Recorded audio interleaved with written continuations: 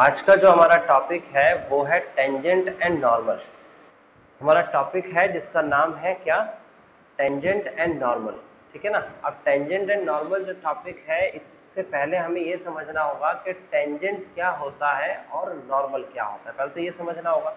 तो देखिए, तो हम इस तरीके से समझेंगे कि अगर ये एक कर्व है, ये रहा कर्व, अगर ये एक कर्व है तो इस कर्व के अंदर यहां पर एक स्पर्श रेखा होगी, हिंदी में स्पर्श रेखा कहते हैं और इंग्लिश में इसे टेंजेंट बोला जाएगा। स्पर्श रेखा जो किसी भी कर्व को छूती हुई जाए, ठीक है ना। ये स्ट्रेट लाइन है मान लीजिए, ये स्पर्श रेखा होगी और ये स्पर्श रेखा क्या होगी, इसे ही टेंजेंट बोला जाएगा। इस रेखा को, इस लाइन को बोला जाएगा टेंजेंट। आप लिख सकते हैं आराम से। अब स्पर्श रेखा होगी तो उसका एक स्पर्श बिंदु होगा। स्पर्श बिंदु मतलब ऐसा पॉइंट जहां पर ये टच कर रहा है, यानी कि ये पॉइंट, सपोज ये पॉइंट वो पॉइंट है जहां पर ये लाइन, यानी कि ये वाली लाइन टच कर रही है इस कर्व को। ओके, तो ये वाला पॉइंट जो है इसे बोला जाएगा टेंजेंट पॉइंट। इस पॉइंट को बोला जाएगा टेंजेंट पॉइंट, यानी कि टेंजेंट लाइन किसी कर्व पर क्या करती है, टेंजेंट पॉइंट बनाती है। ये टेंजेंट पॉइंट है, यहां पर ही टच कर रही है। अब एक नाम आता है नॉर्मल। नॉर्मल को समझना बहुत अच्छे से कि जो टेंजेंट है वो आपको दिख गया। अब नॉर्मल जो आपको देखना है वो कैसे देखना है, ये लाइन नॉर्मल है जो टेंजेंट पर परपेंडिकुलर होती है। जो टेंजेंट पर परपेंडिकुलर है उसे बोला जाएगा नॉर्मल। यानी कि अगर मैं यहां कहूं, इसकी बात बोलूं तो ये है आपके पास नॉर्मल, ये नॉर्मल लाइन है। मीन्स टेंजेंट एक लाइन है, नॉर्मल भी एक लाइन है। ये बात तो आपको पहले समझनी होगी। और जो टेंजेंट है वो उसका जन्म कहाँ से होता है, यानी कि टेंजेंट बनती कब है, तो सीधी सी बात है, टेंजेंट को हिंदी में अगर स्पर्श रेखा कहते हैं सर, तो जो भी टेंजेंट लाइन बनेगी वो कर्व से बनेगी। मीन्स ये हुआ कि एक स्ट्रेट लाइन आपके सामने है, इस स्ट्रेट लाइन को टच करती हुई कोई दूसरी लाइन नहीं बन सकती, पॉसिबल ही नहीं है कोई दूसरी लाइन हो और इसे टच करती हुई बने। वो उस लाइन के ऊपर आ जाएगी लेकिन टच करती हुई दूसरी लाइन नहीं बन सकती। तो यानी कि लाइन से टेंजेंट लाइन नहीं ड्रॉ की जाती, कर्व से टेंजेंट लाइन ड्रॉ की जाती है। ये बात क्लियर हुई। उसके बाद एक बात और मैं क्लियर कर देना चाहता हूं कि जैसे कि आपने कहा ये नॉर्मल है, तो नॉर्मल क्या होता है, नॉर्मल होता है परपेंडिकुलर टू टेंजेंट। लेकिन परपेंडिकुलर टू टेंजेंट तो बहुत सारी लाइन होती है, ये भी परपेंडिकुलर टू टेंजेंट है, ये भी लाइन परपेंडिकुलर टू टेंजेंट है, ये वाली लाइन। ऐसी बहुत सारी लाइंस जो है वो परपेंडिकुलर टेंजेंट्स होती हैं, लेकिन वो सब नॉर्मल नहीं होती। यानी कि अगर मैं इसकी बात करूं तो ये नॉर्मल नहीं है, ये लाइन की बात करूं तो ये नॉर्मल नहीं है। क्यों? क्योंकि ये टेंजेंट पॉइंट से होके नहीं जा रही। तो नॉर्मल वही लाइन होगी, वही परपेंडिकुलर टेंजेंट होगा जो कि टेंजेंट पॉइंट से होके जाएगा। तो आपको ये दो नाम याद रखने हैं और यही हमारे टॉपिक का नाम है क्या, एक टेंजेंट और एक नॉर्मल। और इनके बीच का बिहेवियर भी पता होना चाहिए, बीच का रिलेशन है क्या, परपेंडिकुलर का रिलेशन। ठीक है ना। अब चलते हैं हम एक एक करके अपने टॉपिक्स पर। तो यहाँ पर समझना होगा, सबसे पहले समझना होगा हमें 11th का कुछ सेक्शन। हम 11th क्लास का सेक्शन पढ़ेंगे, यानी कि हम थोड़ा सा रिव्यू कर लेते हैं 11th क्लास को जाके। तो 11th क्लास में आपने पढ़ा है स्लोप कैसे फाइंड करते हैं, हाउ टू फाइंड स्लोप। अब जिसने 11th में नहीं पढ़ा है या फिर जिसने 11th से पढ़ के वो भूल गया है तो वो यहाँ पर समझ ले, क्योंकि सिर्फ फॉर्मूला ही तो है। स्लोप को क्या कहते हैं हम, स्लोप को हिंदी में कहते हैं ढलान। यानी कि एक ऐसा स्लाइडिंग वे जिससे स्लोप दिखता है, यानी कि यहाँ से कोई वैल्यू अगर आ रही है तो इस सिचुएशन को, इस पर्टिकुलर सिचुएशन को कहा जाएगा स्लोप। और इसको मेजरमेंट करने के लिए एक यूनिट तैयार की गई है। ठीक है ना। यहां पर अगर मैं बात करता हूं बेस लाइन, तो ये बेस लाइन है आपकी, और ये बेस लाइन जो है इससे बना जाता है एक एंगल, ये इंक्लिनेशन। तो स्लोप क्या होता है, ये ढलान को कहते हैं स्लोप, हिंदी में ढलान, इंग्लिश में स्लोप। इसे फाइंड करने के तरीके होते हैं। तो इसको फाइंड करने के वैसे तो 11th क्लास में 3 तरीके सिखाए गए हैं, लेकिन हम 12th में 4 तरीके सीखेंगे स्लोप निकालने के। तो देखिए, सपोज कि आपके सामने एक सिचुएशन है, पहले स्लाइडिंग की एक सिचुएशन बना लेते हैं। ये आपके सामने सिचुएशन है इस टाइप से, ये a है, यहाँ पर कोई पॉइंट दे रखा है x1 y1, ये b है, यहाँ पर पॉइंट दे रखा है x2 y2, ये दो पॉइंट्स दे रखे हैं। ऑब्वियस सी बात है, दो पॉइंट्स दे रखे हैं तो स्लोप निकालने का पहला जो नियम है वो लिख लीजिए। ये देखिए, फर्स्ट स्लोप निकालने के 4 तरीके सिखाए जाएंगे। तो पहला तरीका क्या है, आप लिखेंगे इफ 2 पॉइंट्स आर गिवन, यानी कि अगर 2 पॉइंट्स गिवन है, पहला पॉइंट a गिवन है x1 y1, दूसरा पॉइंट b गिवन है x2 y2। अगर 2 पॉइंट्स गिवन है आपको तो स्लोप कैसे निकालते हैं, स्लोप जिसे हम m से कंसीडर करते हैं, ये होता है आपके सामने y2 माइनस y1 अपॉन में x2 माइनस x1। ये लिख लीजिए, ये स्लोप है आपका, और स्लोप का फॉर्मूला क्या हुआ, y2 माइनस y1 अपॉन में x2 माइनस x1। आगे देखिए, आगे आपके सामने है अगर आपको ये 2 पॉइंट्स की जगह पर ये बीच का एंगल दे दिया जाए तो स्लोप तो तब भी निकाला जा सकता है। स्लोप इस सिचुएशन को कहते हैं जो यहां बनेगी, यानी कि ये स्लोप होगी इस तरीके से, नीचे आने वाला ढलान जिसे स्लोप बोला जाता है, ये बेस लाइन है, ठीक है ना। तो अगर आपको एंगल दे रखा है तो दूसरा नियम लिखिए, इफ एंगल इज गिवन। लेकिन एंगल के लिए एक सिचुएशन दे रखी है, यहां पर क्या दे रखा है, ये है आपके सामने x axis, positive of X axis, और ये जो आपका ये इंक्लिनेशन कर रहा है, यानी कि ये जो झुकाव हो रहा है, ये झुकाव क्या है, ये है आपका एंटी क्लॉकवाइज, यानी कि बेस लाइन हमारे पास जो है वो एक्स एक्सिस है। बेस लाइन क्या है, एक्स एक्सिस। तो if angle is given theta, और एंगल किससे, एंगल है आपके पास anticlockwise of positive of X axis, यानी कि एंगल की भी स्पेसिफिक कंडीशन दे रखी है कि एंगल तो दे रखा होगा लेकिन एंगल भी एक्स एक्सिस के पॉजिटिव साइड से काउंट किया जा रहा है और वो भी एंटी क्लॉकवाइज चल रहा है। तो इस टाइप का कोई एंगल दे रखा है तो स्लोप जो होगा, स्लोप वो m कहलाएगा, और m इज इक्वल टू होगा आपके सामने tan थीटा। tan थीटा कब होगा, जब वो एंगल बना रहा होगा एक्स एक्सिस से और एंटी क्लॉकवाइज चल रहा होगा, जैसे नॉर्मल एंगल्स बनते हैं, ठीक है ना। अगर 2 लाइन के बीच का एंगल बन रहा हो, सपोज कि एक लाइन ये है और एक लाइन ये है और इसके बीच का एंगल ये है, तो tan थीटा लगा के आप नहीं लगा सकते स्लोप। ये जो बेस लाइन है आपको इसका स्लोप निकालना होगा, इसका स्लोप निकालना होगा, और इनके बीच का रिलेशन जो है वो टेंजेंट का एक फॉर्मूला है, उससे निकालना होगा, अभी मैं बताऊंगा। फिलहाल ये जो है एक्स एक्सिस नहीं है, यहाँ पर ये एक्स एक्सिस नहीं है, तो इस फॉर्म में अगर एंगल दे रखा होगा तो आप ये नहीं कहेंगे कि सर tan थीटा लगा लीजिए, नहीं, हर जगह tan थीटा नहीं लगाना। tan थीटा लगाने की एक स्पेसिफिक कंडीशन है, जब बेस लाइन क्या दे रखी हो, एक्स एक्सिस दे रखी हो। ओके, नेक्स्ट थर्ड वाली सिचुएशन पे चलते हैं। तो थर्ड सिचुएशन में आपको मैं बता दूं कि इक्वेशन ऑफ लाइन दे रखी होगी जिसका स्लोप निकालना है, ये जैसे कि ax स्क्वायर प्लस का ax स्क्वायर नहीं होगा, ये तो आपकी लाइन की इक्वेशन नहीं है। जैसे कि आपको दे रखा होगा ax plus b y plus c is equal to 0। ये जो लाइन है आपके पास AB, इस लाइन की ऑलरेडी इक्वेशन दे रखी होगी, और इक्वेशन से स्लोप कैसे निकाला जाता है देखिए। अब थर्ड पॉइंट लिखिए, if equation of line AB is given. अगर इक्वेशन ऑफ लाइन गिवन है और वो भी क्या है, ax स्क्वायर प्लस का bx plus, sorry ax square फिर से लिख दिया मैंने, ax प्लस का, ये मैं क्वाड्रेटिक लिख रहा हूं जो कि नहीं है, ax प्लस का by प्लस का c इज इक्वल टू 0।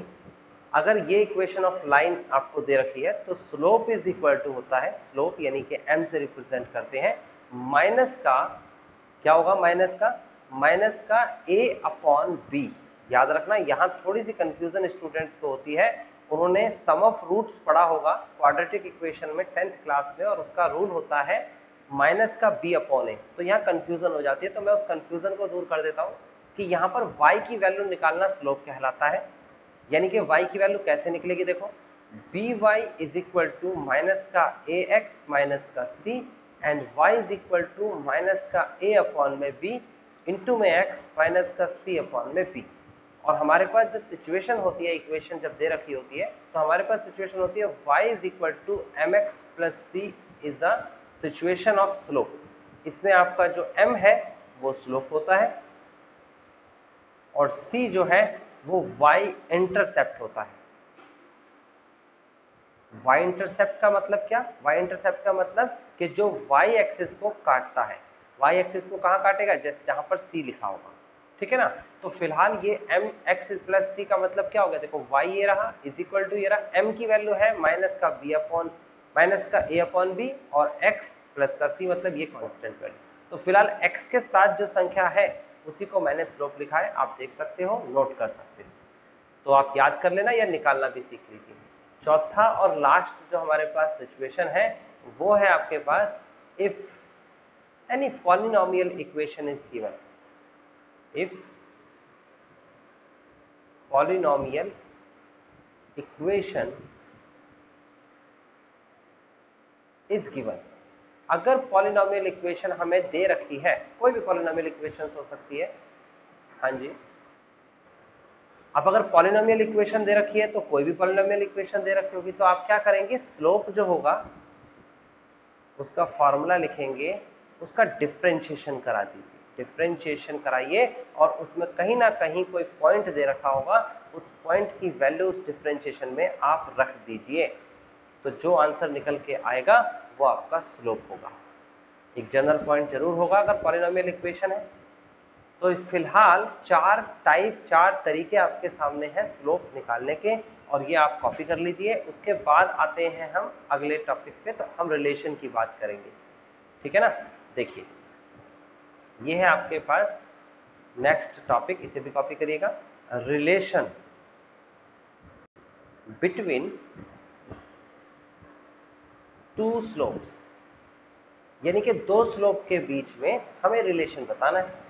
एक है आपके पास m1 स्लोप एंड दूसरा है आपके पास m2 स्लोप। देखिए अगर रिलेशन की बात करेंगे तो पहला रिलेशन हमारा बनेगा, और वो पहला रिलेशन होगा इफ, या फिर इन पैरेलल कंडीशन लिख लेते हैं, इन पैरेलल कंडीशन।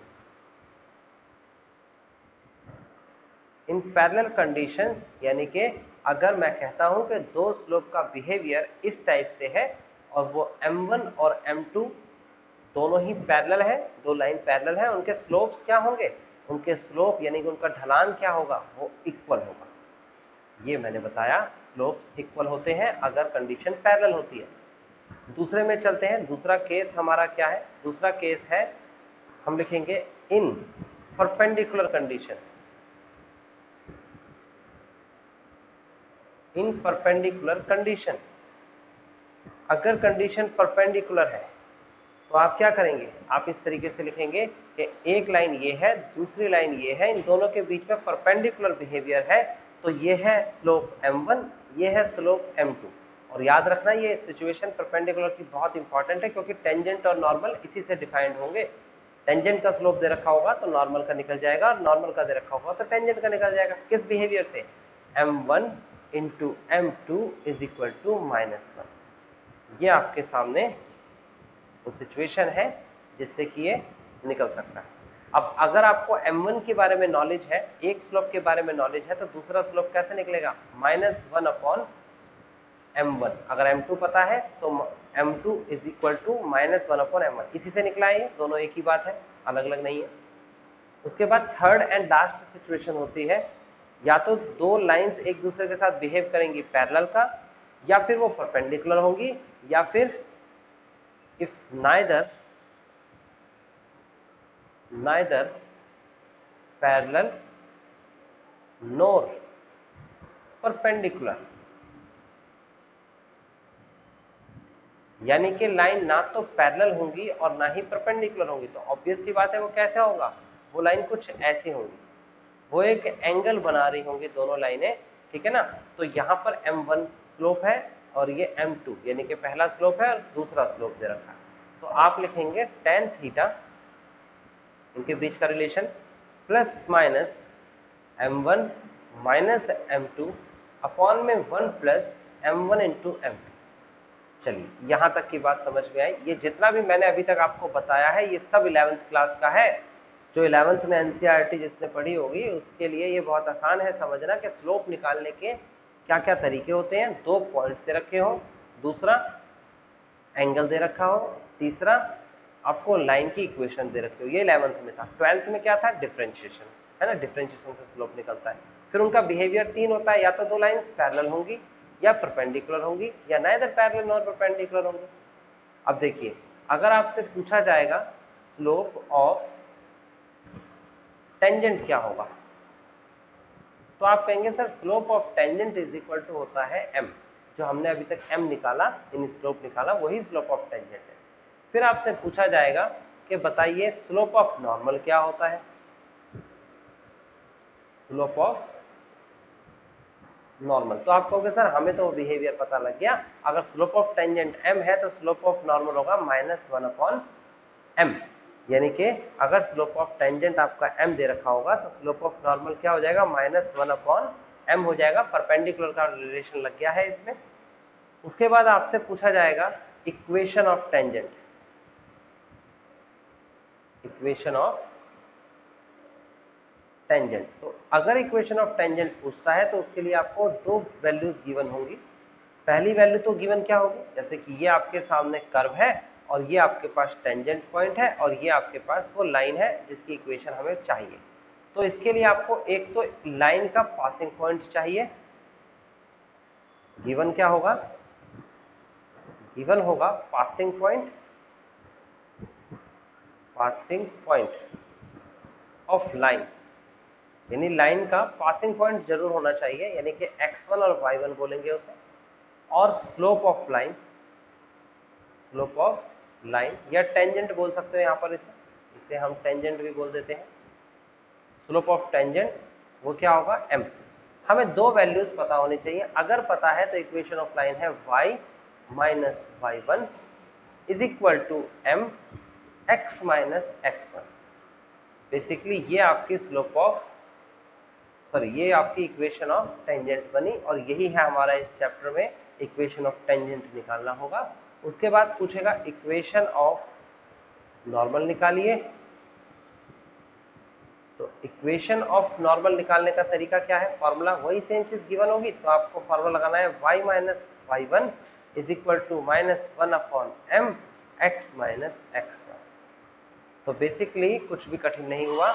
यहां तक की वैल्यूज तो आपको बड़ी आसानी से समझ में भी आ गई होगी और आपने निकाल भी ली होगी। अब आगे बात आके अटकती है एक पार्टिकुलर सिचुएशन पे, उसे मैं जरूर समझाना चाहूंगा और फिर उसके बाद ये कंप्लीट एक्सरसाइज फिनिश होती है। वो सिचुएशन ढंग से समझ लेना जो अभी मैं बताने वाला हूं। देखिए मैंने कहा स्लोप, ये एडिशनल में बता रहा हूं और इससे एक कंडीशन, एक नियम बनेगा, वो नियम याद रखना है। वही नियम सबसे इंपॉर्टेंट नियम है, समझ लो।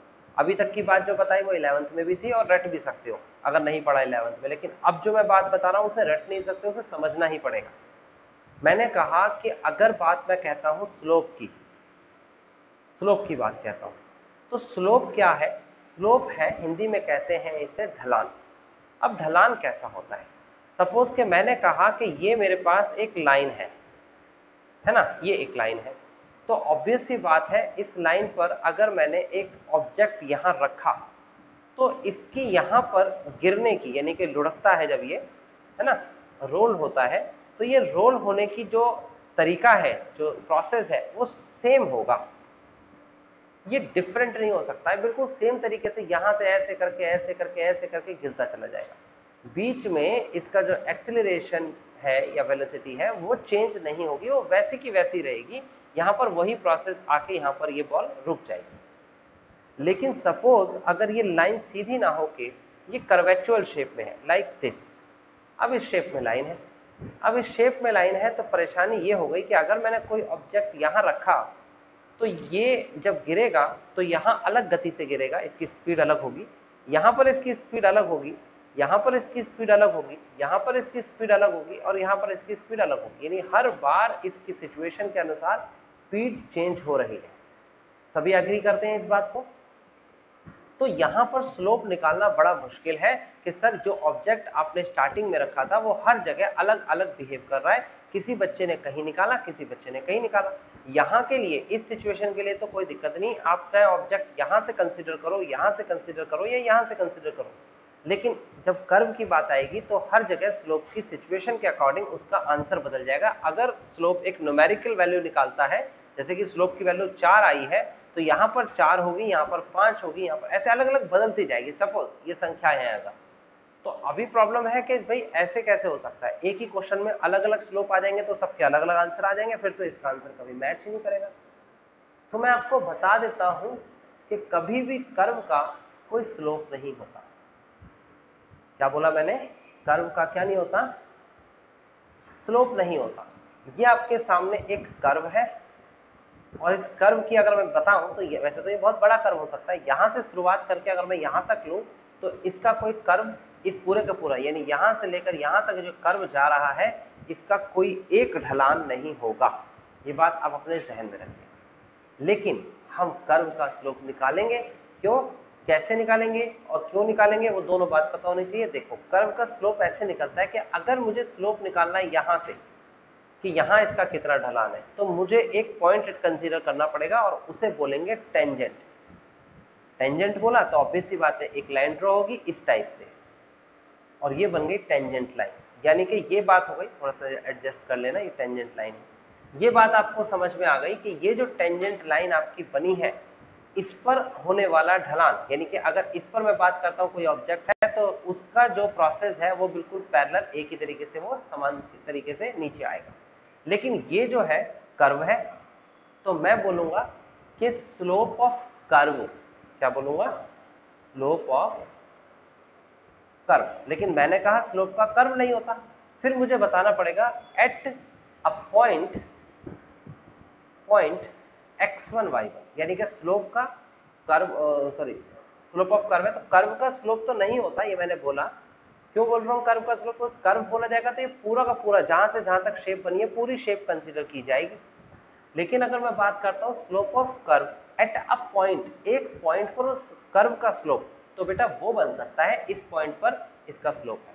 हम दूसरे पॉइंट की बात करें, सपोज मैंने एक पॉइंट यहां ले लिया, तो इस समय इसी सेम कर्व का स्लोप जो है वो चेंज हो जाएगा और वो ऐसे बन जाएगा, अलग संख्या होगी, अलग तरीका होगा। यानी कि अब पॉइंट बहुत इंपॉर्टेंट हो गया है। ये वाला पॉइंट जो है ये x2 y2 मान लीजिए, और ये वाला जो पॉइंट है इस पॉइंट को x1 y1 मान लीजिए। यानी कि मैंने कहा सेम कर्व पर अगर पॉइंट x1 y1 लिया जाएगा तो स्लोप अलग होगा, क्योंकि स्लोप ये है। और दूसरे पॉइंट पर अगर मैं देखता हूं उसी कर्व पर, तो वहां पर पॉइंट अगर अलग है तो फिर स्लोप भी अलग होगा। यहां तक की बात अगर आपको समझ में आती है, बहुत छोटी सी बात है, तो अब आप एक इससे निष्कर्ष निकाल सकते हैं, और वो निष्कर्ष आपको याद रखना है। कई बच्चे इसे रट लेते हैं, मैंने कोशिश करी समझाने की। देखो, ये है आपके सामने एक कर्व, और हमारा टॉपिक जो है वो उसका नाम है टेंजेंट। तो देखो, ये टेंजेंट पॉइंट होगा, और ऑब्वियस सी बात है टेंजेंट पॉइंट है तो एक टेंजेंट लाइन भी होगी, और ये आपकी टेंजेंट लाइन बन गई। ठीक है ना, टेंजेंट लाइन बन गई और ये कर्व बन गया। यहां पर ये जो है आपके सामने कर्व है, और ये जो है आपके सामने टेंजेंट है। और यहां पर ये पॉइंट जो है ये बहुत इंपॉर्टेंट पॉइंट है, ये है आपके सामने x1, y1, कोई भी एक पॉइंट हो सकता है, इसे टेंजेंट पॉइंट बोला जाएगा। अब कंडीशन क्या बनी उसको समझना जरा, कंडीशन याद भी रखनी है, और लिख लो ये फॉर्मूला बहुत इंपॉर्टेंट है। आप लिखोगे slope of curve at the point of x1 y1, obviously बात, स्लोप ऑफ कर्व इस पॉइंट पर इज इक्वल टू होता है स्लोप ऑफ टेंजेंट। यानी कि एक पॉइंट पर जो कर्व का स्लोप निकाला जाएगा वो बराबर होगा स्लोप ऑफ टेंजेंट के। ये बहुत ज्यादा इंपॉर्टेंट रूल है, और ये अगर बच्चे को कनेक्ट हो जाता है तो फिर ये टॉपिक आपकी क्लास का फिनिश हो जाता है, इसको कुछ भी ले आएंगे। अब मुझे बताइए कि अगर किसी को कोई डाउट है तो बताइए एक्सरसाइज पे। और एक्सरसाइज नंबर 6.3 पर हम पहुंचते हैं। क्या कहता है एक्सरसाइज नंबर 6.3 का पहला क्वेश्चन? देखिए, ये आपके सामने एक्सरसाइज है, ये एक्सरसाइज आपको जरूर दिख रही होगी 6.3। इस एक्सरसाइज में पहला क्वेश्चन लिखा है find the slope of tangent. देखो कितना आसानी से दे दिया इसने, और कर्व दे रखा है आपको y is equal to 3x raise to the power 4 minus 4x at x is equal to 4। यानी कि इसने स्पेसिफिक बोला भी है उस कर्व पे कहां पर मुझे टेंजेंट की वैल्यू निकालनी है, स्लोप का टेंजेंट कहां पर निकलेगा। तो देखो हम सबसे पहला काम क्या करने वाले हैं इसमें, हम सबसे पहले करेंगे इसके क्वेश्चन को लिखते हैं। ये देखिए लिख देते हैं हम क्वेश्चन में। क्वेश्चन में स्लोप ऑफ टेंजेंट पूछ रहा है। क्या पूछ रहा है? Find the slope of tangent.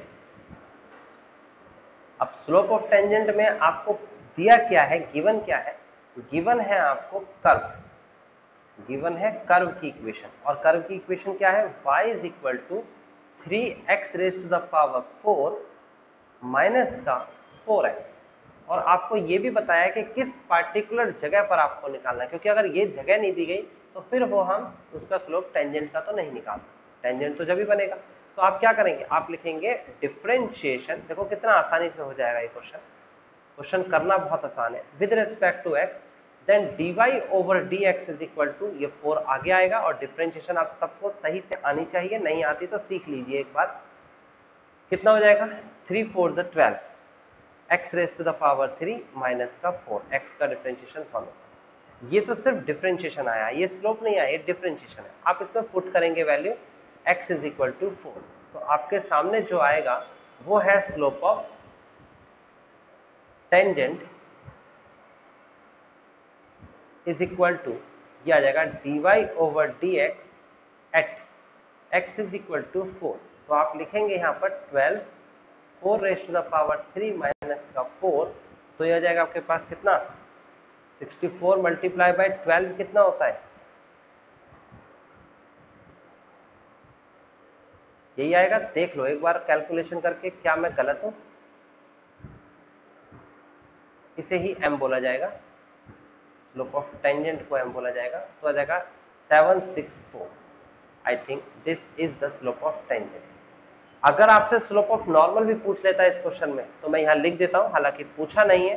Slope of normal is equal to -1 upon m होता है, तो -1 अपॉन m होता है, तो इसका मतलब क्या हो गया? -1 upon 764। This is the slope of normal. और किसी को ऑब्जेक्शन है इस क्वेश्चन में तो मुझे अभी बता दीजिए, और अगर ऑब्जेक्शन नहीं है तो अब आपका होमवर्क है, सभी का होमवर्क है। आप सब जने जानते हैं डिफरेंशिएशन कैसे करना है। सेकंड क्वेश्चन आपको करना है, कहता है find the slope of tangent. Curve दे रखा है आपको, क्वोशिएंट रूल लगाना है डिफरेंशिएशन करते वक्त। x की वैल्यू ये नहीं लेनी, मना कर दिया इसने, लेकिन ये जरूर लेनी है, x इज इक्वल टू 10 जरूर लेना है। तो x इज इक्वल टू 10 लेना है और स्लोप निकालना है। कैसे निकालना है आपको पता है, स्लोप ऑफ टेंजेंट निकालना है। आपको कर्व दे रखा है और कहता है पॉइंट दे रखा है आपको x coordinate is equal to 2, यानी कि x इज इक्वल टू 2 रख देना। अगले में कहता है स्लोप ऑफ टेंजेंट निकालना है, कर्व दे रखा है, डिफरेंशिएशन करिए, और डिफरेंशिएशन करने के बाद x की जगह पर 3 रखिए। नेक्स्ट में कहता है स्लोप ऑफ नॉर्मल निकालना है। अब की बार डिफरेंशिएशन का तरीका बदल जाएगा। ये डिफरेंशिएशन आपने सीखा होगा, इसे हम कहते हैं पैरामेट्रिक फॉर्म। तो इसमें x का डिफरेंशिएशन y थीटा के रिस्पेक्ट में, y का डिफरेंशिएशन थीटा के रिस्पेक्ट में, then finally dy over dx is equal to होता है dy over d theta divide by dx over d theta. ये रूल लगेगा, देन डिफरेंशिएशन आएगा dy ओवर dx। और जब आ जाएगा डिफरेंशिएशन तब उसमें थीटा की वैल्यू रख देना 5/4। नेक्स्ट में कहता है स्लोप ऑफ नॉर्मल निकालना है। तो यहाँ पर भी आपको सेम ऊपर वाले क्वेश्चन की तरह करना है। तो आप जल्दी से अभी 6 तक के क्वेश्चंस करके दिखाएंगे मुझे, क्योंकि मुझे भरोसा नहीं है आप बाद में कर पाएंगे। सेकंड से शुरू हो जाइए, जल्दी से करिए। सेकंड क्वेश्चन पहले, फिर थर्ड, फिर फोर्थ, फिर फिफ्थ, फिर सिक्स्थ। आपने मुझसे सिक्स्थ क्वेश्चन पूछा है, तो सिक्स्थ क्वेश्चन में है x is equal to 1 minus a sine theta and then y is equal to b cos square theta. आपको थीटा की वैल्यू भी दे रखी है 5/2। देखो जिसको डिफरेंशिएशन आता है उसे बिल्कुल घबराने की जरूरत नहीं, और जिसको नहीं आता है वो थोड़ा सा सीख ले। यहाँ पर आपको क्या करना है, डिफरेंशिएशन करना है विद रेस्पेक्ट टू थीटा। तो जब डिफरेंशिएशन करेंगे तो आएगा dx over d theta is equal to 1 का डिफरेंशिएशन 0, एक कांस्टेंट है, साइन का डिफरेंशिएशन cos थीटा। नाउ यहां पर हम डिफरेंशिएशन करेंगे विद रेस्पेक्ट टू थीटा। तो ये हो जाएगा आपके पास dy over d theta is equal to 2b cos theta into में cos थीटा का डिफरेंशिएशन माइनस का sin थीटा।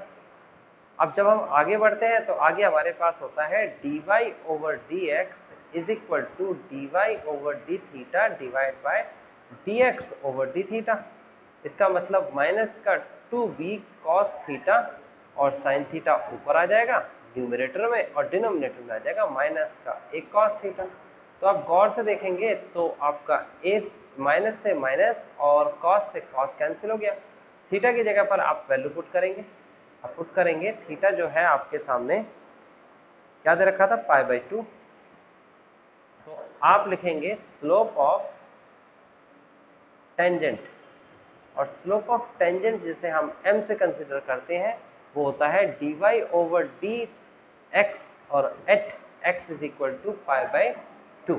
नाउ अब आपको क्या करना है, आपको यहाँ पर वैल्यू पुटअप करनी है, यानी कि यहाँ पर थीटा की जगह वैल्यू रखनी है। तो आ जाएगा 2b साइन थीटा की वैल्यू π/2 डिवाइड बाय a।